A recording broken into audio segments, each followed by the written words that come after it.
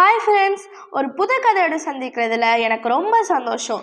ஒரு ஊரில் சாரான்னு ஒரு அம்மா இருந்தாங்களாம். அந்த அம்மாவுக்கு ஒரு 6 வயசு குழந்தை இருந்துதான். ஒரு சீரியல் கில்லர் ஒரு நாள் அந்த குழந்தைய கொன்னுட்டாங்களாம். அப்போ இவங்க அம்மா கோர்ட்டில் போய் கேஸ் கொடுத்ததில்ல, அந்த சீரியல் கில்லரை கண்டுபிடிச்சிட்டாங்க ஃப்ரெண்ட்ஸ். அப்போது அந்த கோர்ட்டில் ஜட்ஜுக்கு அந்த சீரியல் கில்லர் நிறையா காசு கொடுத்ததுனால அந்த ஜட்ஜு அந்த சீரியல் கில்லருக்கு சாதகமாக தீர்ப்பு சொல்லிட்டாராம்.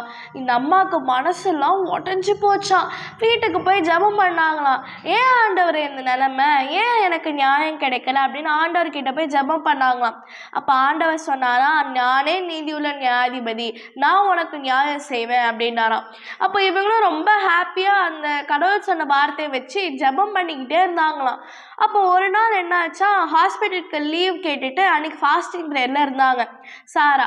அப்போது கதவுல யாரோ நாக் நாக் நாக் நாக்குன்னு தட்டினாங்க.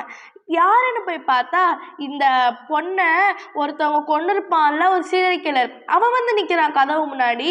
அப்போ இவங்க அம்மா இல்லை, என்னாச்சு, இப்போ எதுக்கு வந்திருக்கேன் என் வீட்டுக்கு அப்படின்னு கேட்கும்போது அந்த சீரியல் கில்லர் அழுதுகிட்டே சொன்னான், அம்மா என்னை நான் பண்ணதுக்கெல்லாம் என்னை மன்னிச்சிருங்க, என் பையனுக்கு உடம்பு சரியில்லை, நீங்கள் தான் ஒரு ஸ்பெஷலிஸ்ட் ஆச்சா, நீங்கள் நல்ல டாக்டர் ஆச்சு, நீங்கள் என் பையனுக்கு சுகம் தர முடியும்னு எல்லாரும் சொல்கிறாங்க, எனக்கு இந்த உதவி மட்டும் பண்ண முடியுமாமா அப்படின்னு கதறி அழுதாரு.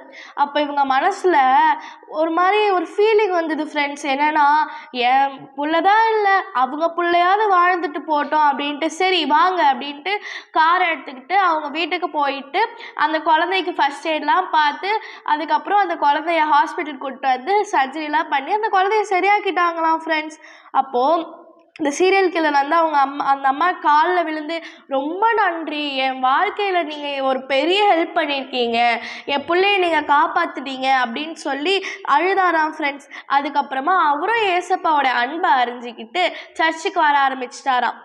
இந்த மாதிரி தான் ஃப்ரெண்ட்ஸ், நம்ம வாழ்க்கையிலையும் நிறைய பேர் நம்மளை காயப்படுத்தியிருப்பாங்க, நம்மளை உடச்சிருப்பாங்க. ஆனால் அவங்க எல்லாரும் வந்து ஒரு கட்டத்தில் அவங்களுக்கு நம்மளால் ஒரு ஹெல்ப் பண்ண வேண்டிய சூழ்நிலை கண்டிப்பாக வரும்.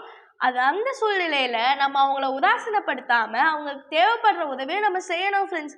ஏன்னா பைபிளில் அருமையான ஒரு வசனம் கொடுக்கப்பட்டிருக்கு. ரோமர் 12:21, நீ தீமையினாலே வெல்லப்படாமல் தீமையை நன்மையினாலே வெல்லு.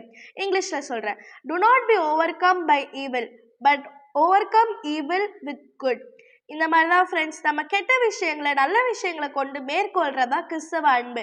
அதனால என்னதான் எதிரிகளாக இருந்தாலும் அவங்களுக்கு உதவின்னு வரும்போது கரம் நீட்டி உதவி செய்கிறவங்கள நம்ம வாழணும் ஃப்ரெண்ட்ஸ்.